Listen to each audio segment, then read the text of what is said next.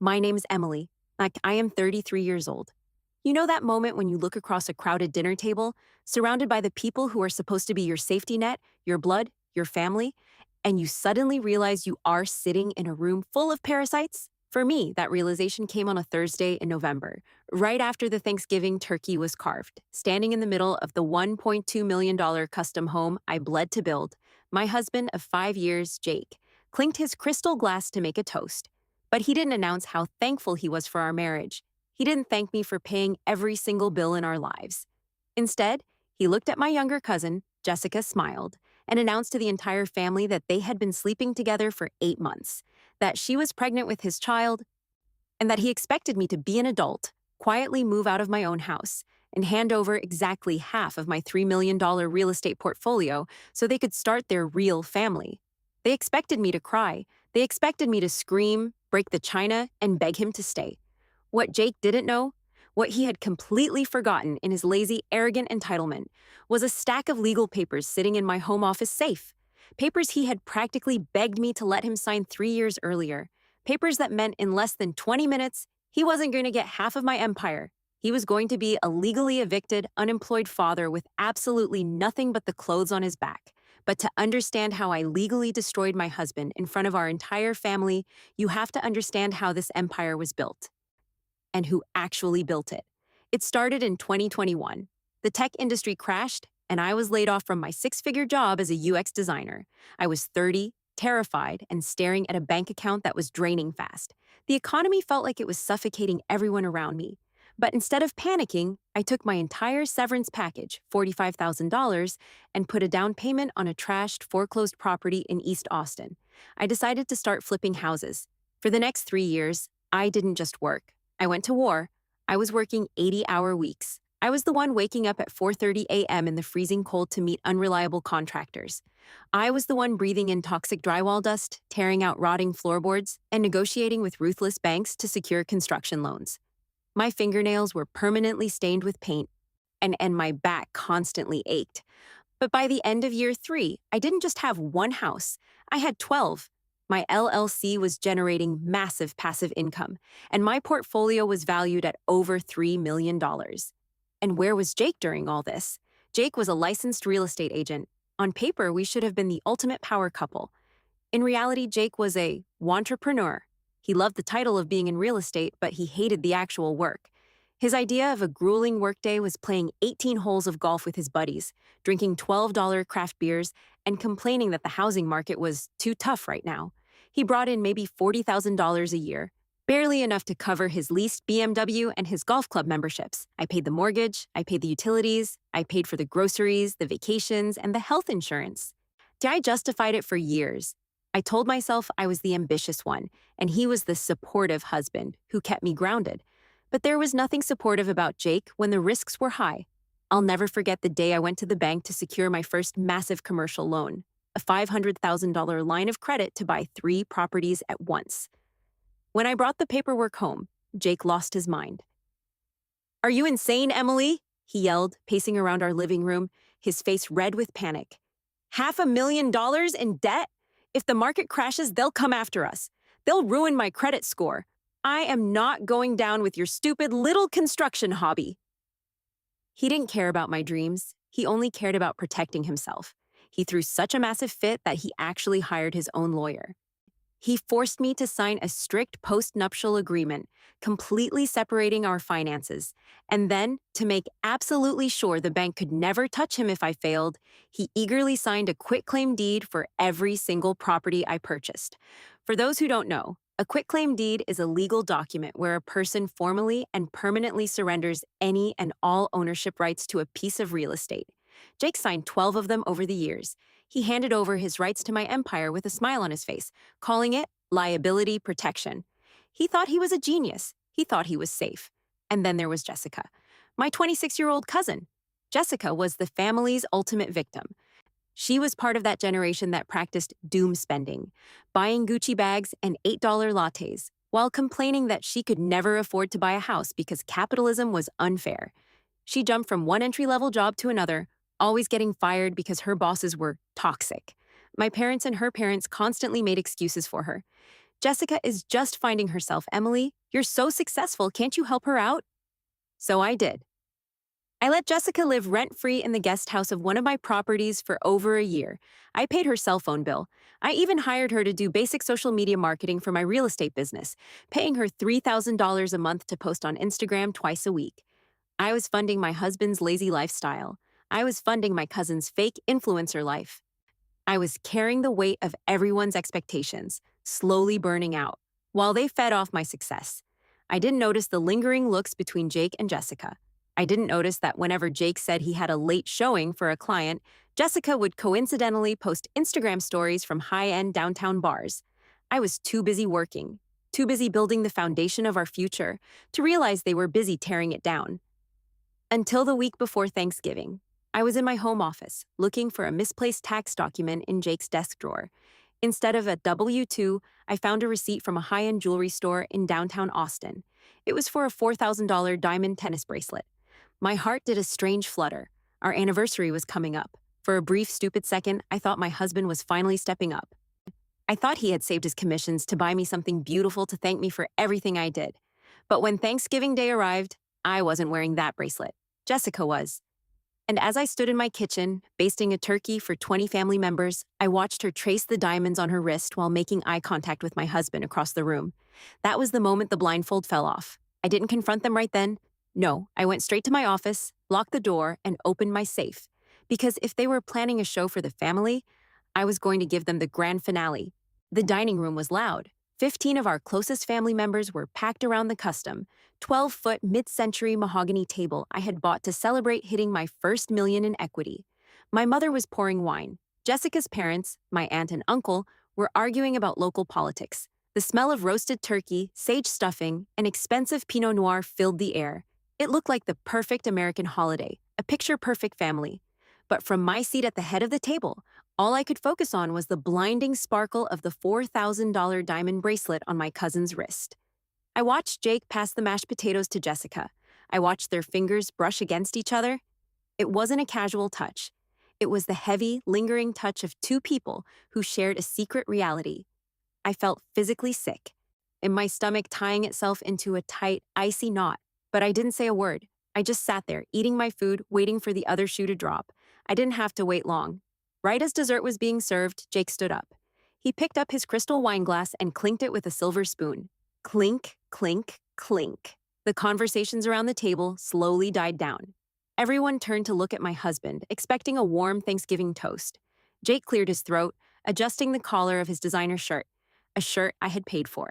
He looked nervous, but there was a strange, arrogant glint in his eyes. Listen, everyone. I want to thank you all for being here in this beautiful home. Jake started, his voice projecting across the silent room. Usually, we use this time to say what we are thankful for. But today, Jessica and I have an announcement to make. My aunt smiled, probably thinking her daughter had finally landed a real job. Jake reached down and took Jessica's hand. He didn't just hold it, he laced his fingers through hers and pulled her up to stand next to him. The smile on my aunt's face vanished. The entire room seemed to stop breathing. I know this is going to come as a shock, Jake continued, using his smooth, persuasive real estate agent voice, the one he used when he was trying to close a difficult deal. But over the last 8 months, Jessica and I have fallen deeply in love. Someone gasped. I think it was my mother. My brain was buzzing with a strange static noise. We didn't plan for this to happen, Jessica chimed in, her voice trembling with fake vulnerability. She placed her free hand over her flat stomach. The diamonds on her wrist caught the chandelier light. But I'm 4 months pregnant. We are going to have a baby. Silence. Absolute suffocating silence. No one looked at them. Every single pair of eyes at that table slowly turned to look at me. They were waiting for the explosion. They were waiting for me to throw my wine glass, to scream, to flip the table. Jake finally looked at me. He had that patronizing, pathetic look of pity on his face. He actually thought he was in control. Emily, I am sorry, Jake said, addressing me in front of our paralyzed family. I really am. But you work all the time. You're married to your LLC, not to me. Jessica gave me the emotional connection I was starving for.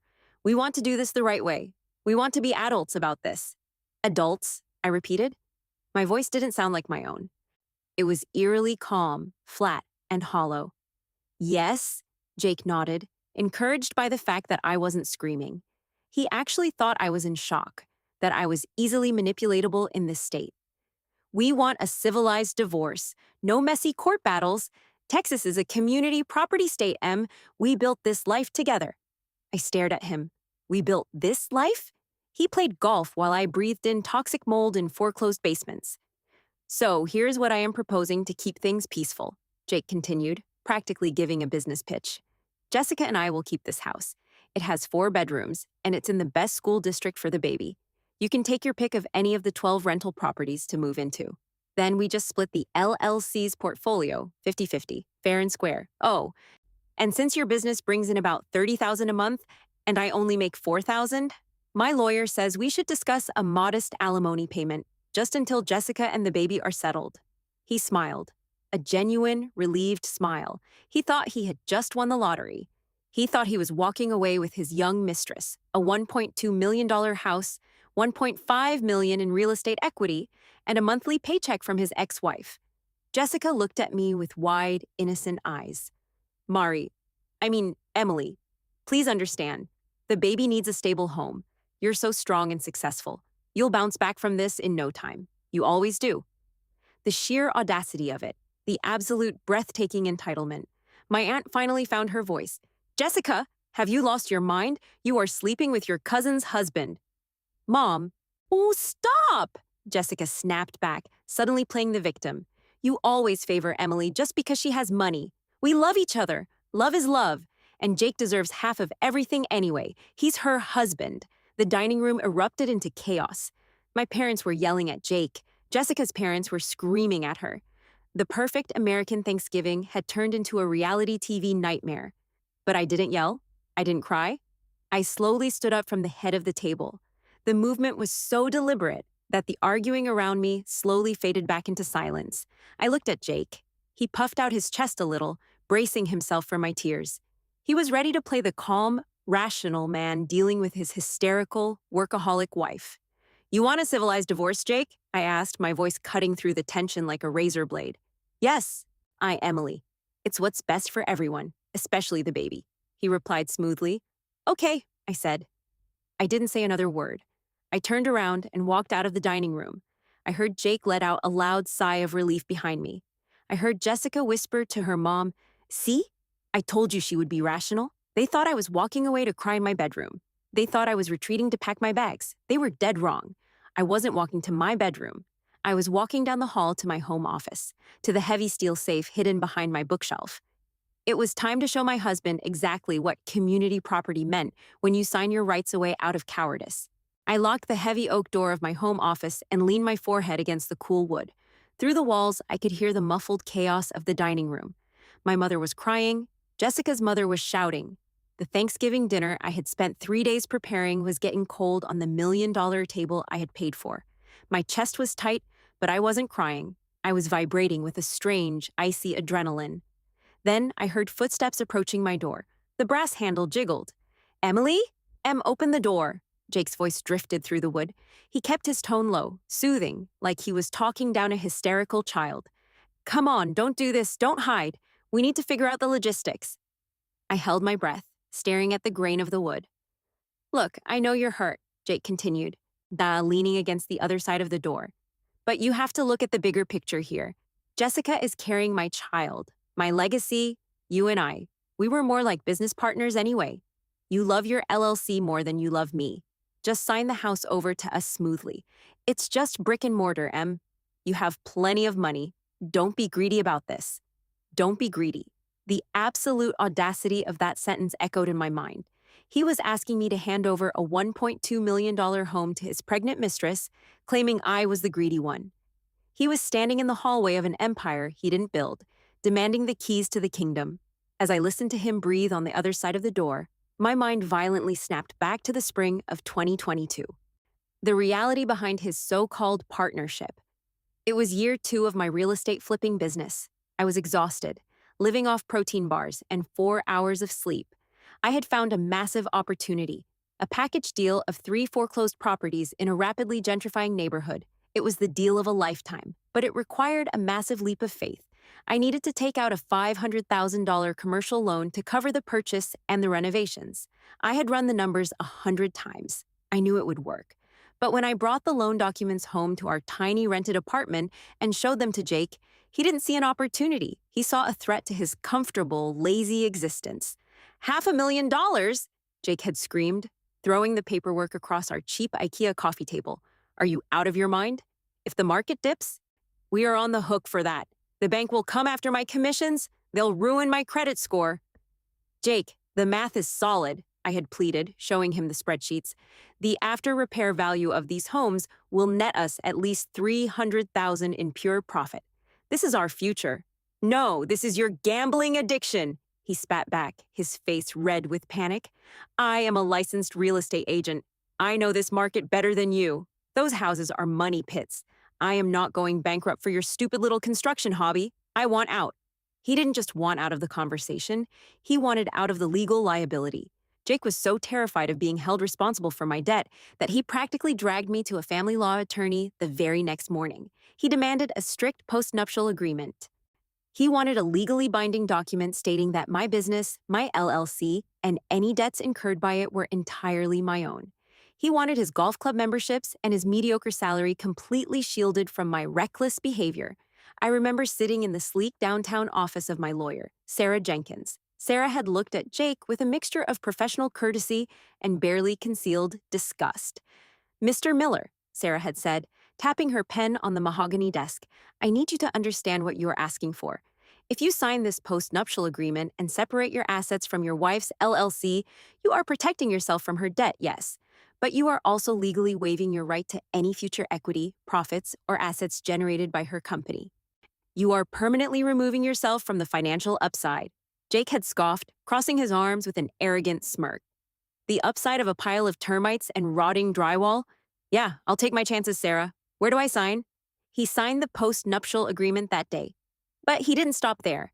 Every single time I bought a new property over the next 3 years, all 12 of them, including the land we eventually built our $1.2 million dream home on, Jake refused to have his name on the mortgage. And to satisfy the bank's requirements for a married sole borrower in Texas, he had to sign a quitclaim deed. A quitclaim deed is a beautiful, brutal piece of legal paperwork. By signing it, a spouse explicitly states, I have no claim, no right, and no ownership interest in this specific piece of real estate, now or forever. Jake signed 12 of them. He signed them eagerly. Every time he dragged his pen across the dotted line, he thought he was outsmarting the system.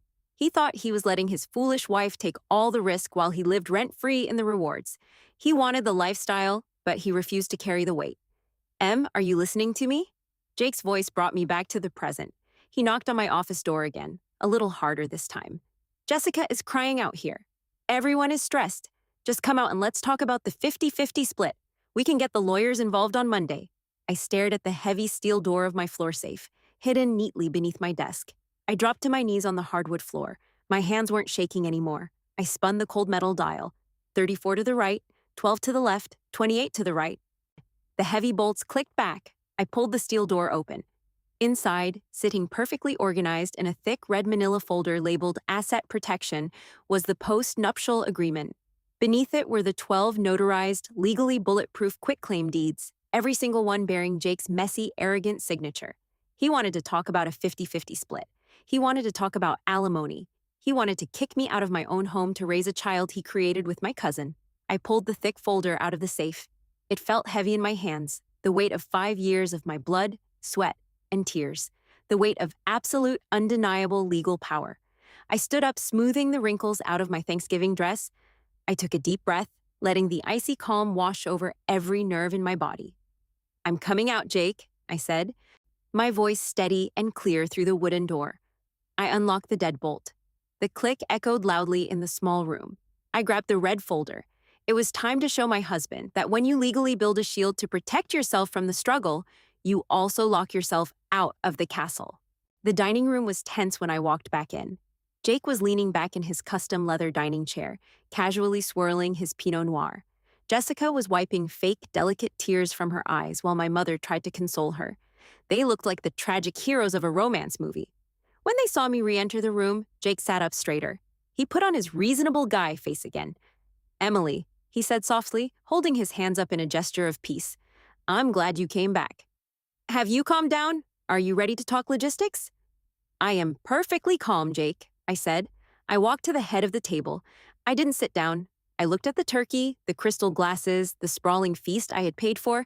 Then I looked at my husband and my cousin. I raised the thick, a red manila folder and dropped it directly onto the center of the mahogany table.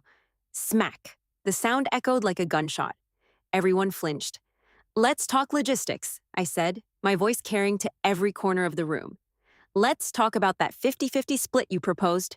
And the alimony, Jake smiled condescendingly. He actually thought the folder contained my financial spreadsheets. We don't need to do the exact math right now in front of the family. We know the portfolio is worth about $3 million. My half is... Your half is zero, I interrupted. Jake blinked. His smile faltered for a fraction of a second. Excuse me? I opened the red folder.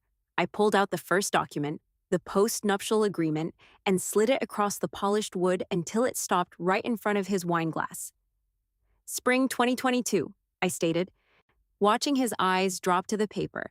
I took out a $500,000 commercial loan to expand the business. You were so terrified that my debt would ruin your credit score and your golf lifestyle that you dragged me to a lawyer. You demanded a post-nuptial agreement to completely separate our finances. Do you remember that, Jake? The color began to drain from Jake's face. That was just for liability. That was to protect our personal assets from your LLC. It protected you from my debt, yes, I said, leaning over the table. But you were so desperate to save yourself, you didn't read the fine print you signed.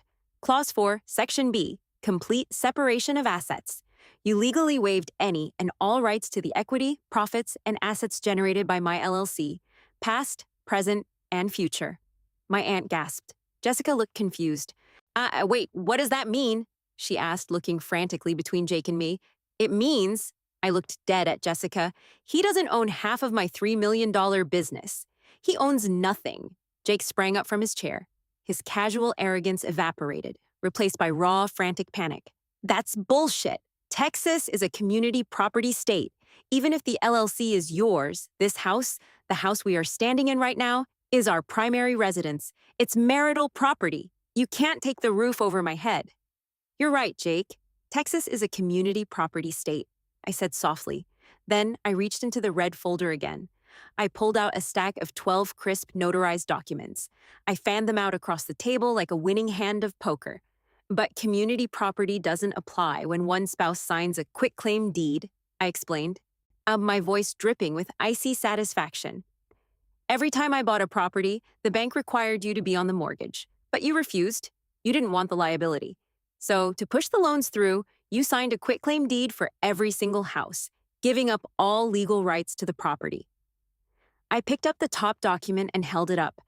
Including the land we built this dream house on, you signed your rights away on May 14th, 2023. You wanted the luxury, Jake, but you refused to carry the risk. You don't own this house. You are a guest in my house, and your lease is officially up. The silence in the dining room was deafening. You could hear the grandfather clock ticking in the hallway. Jessica's face went chalk white. The diamond bracelet on her wrist suddenly looked very heavy. Jake, she whispered, her voice trembling. Jake, tell me she's lying. Tell me you own the house. Jake couldn't speak. He was staring at his own messy signatures on the 12 deeds spread across the table. His mouth opened and closed like a dying fish. But wait, Jake stammered, his eyes darting wildly. The alimony? I make a fraction of what you make. I'm accustomed to a certain lifestyle. No judge will leave me with nothing, Emily. I have a baby on the way. I actually laughed. It was a cold, sharp sound that made my mother flinch. Page 7 of the post-nup, Jake, I said, pointing to the first document. Spousal support waiver. You explicitly waived your right to ever claim alimony or spousal support. You signed it because you thought my business was going to fail and I would be the one asking you for money. He was trapped. Completely. Legally. And financially trapped by his own cowardice. But I wasn't done. I wanted to burn his illusion of a happy ending to the ground. Let's do some basic math for your new family, shall we? I asked, looking between the two cheaters. Jake, you make about $40,000 a year as a mediocre real estate agent. Jessica, you have no income. When the baby is born, the state of Texas mandates that Jake pays 20% of his net income in child support. Jessica's eyes went wide. Child support? But we're going to be living together. It doesn't matter, I smiled. He is legally obligated to provide it. After taxes and a 20% child support deduction, Jake, your take-home pay is going to be roughly $2,000 a month. I let that number hang in the air. $2,000. In Austin, Texas, I that barely covered rent for a one-bedroom apartment in a bad neighborhood, let alone groceries, car payments, and baby supplies. There goes the leased BMW, I whispered. There goes the golf club membership. There go the expensive dinners and the $4,000 diamond bracelets. Jake grabbed the edge of the table, looking like he was going to vomit right onto the roasted turkey. The reality of his future was hitting him like a freight train. He wasn't leaving his workaholic wife to live in a mansion with his young mistress. He was leaving a multi-millionaire to live in absolute poverty. "Emily, please," Jake begged. His voice was entirely different now. It was small, pathetic. "We're family. I made a mistake. Please, you can't leave us with nothing." "I didn't leave you with nothing, Jake," I said. I stepping back from the table. "You signed it all away yourself." I looked at my aunt and uncle, who were staring at their daughter with absolute disgust. Then I looked at the front door. "Dinner is over," I announced. "Jake, Jessica, you have exactly 15 minutes to pack whatever fits in your cars and get off my property. If you are still here in 16 minutes, I am calling the police and having you arrested for trespassing." Jessica burst into loud, hysterical sobs. Jake just stood there, completely paralyzed, realizing that he had just detonated his entire life for an illusion. 15 minutes. That's exactly how long it took for 5 years of marriage to be packed into the trunk of a leased BMW. I stood on the front porch of my house, the crisp November air biting at my bare arms, watching them. The rest of the family had already left, too uncomfortable to stay, leaving just the three of us in the driveway. Jake was violently throwing trash bags full of his designer clothes into the back seat. Jessica was shivering in the passenger seat, sobbing uncontrollably.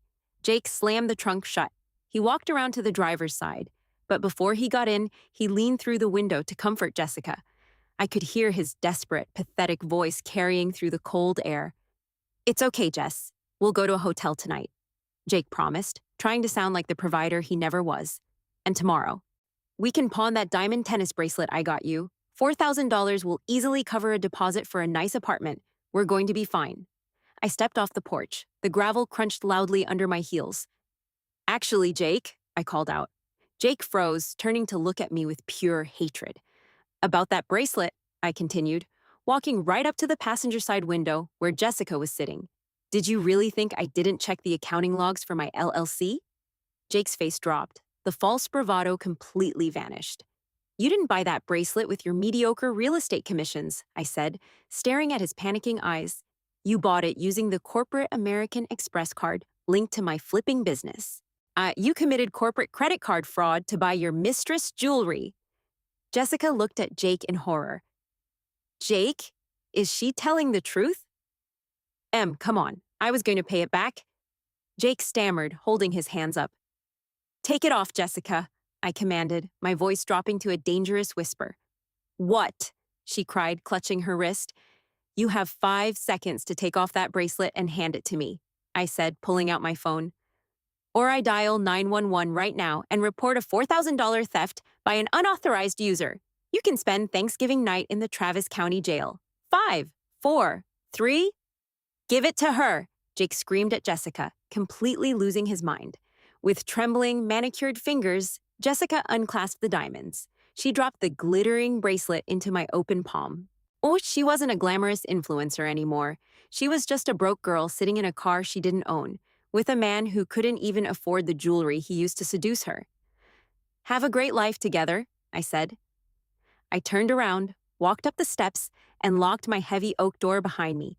I didn't look back as the BMW's engine roared to life and sped out of my driveway. They say true love conquers all, but I can promise you true love doesn't survive a 20% child support deduction. 6 months have passed since that Thanksgiving, and the karmic reality of Jake and Jessica's choices has been nothing short of spectacular.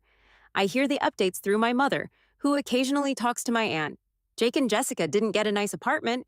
Without my income, and with Jake's credit score being mediocre at best, They had to settle for a cramped, overpriced one-bedroom apartment right next to a noisy highway in North Austin. 2 months ago, Jake's luxury BMW was repossessed in the middle of the night because he couldn't make the lease payments. His real estate career tanked.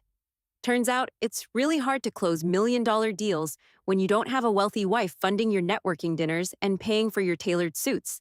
Now, he's driving for Uber just to make ends meet. And the love of his life? Jessica quickly realized that cooking, cleaning, and struggling in a tiny apartment with a broke, stressed out man wasn't the glamorous influencer lifestyle she signed up for.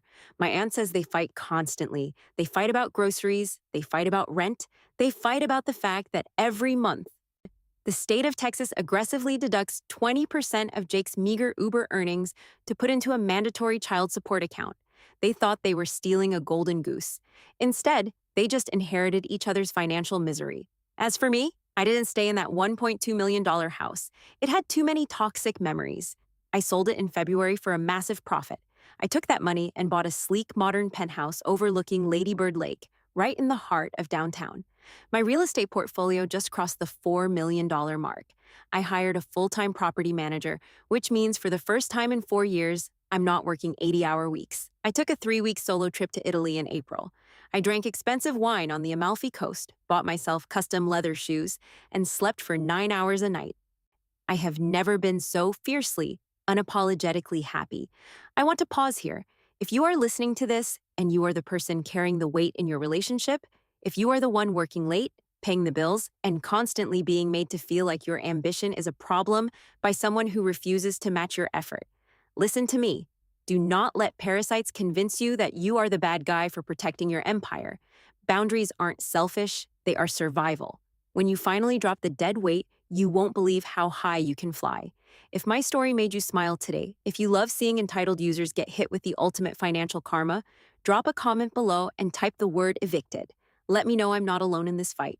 Hit that subscribe button, leave a like, and share this video. Keep building your empire and never let anyone sign away your worth. I'll see you in the next story.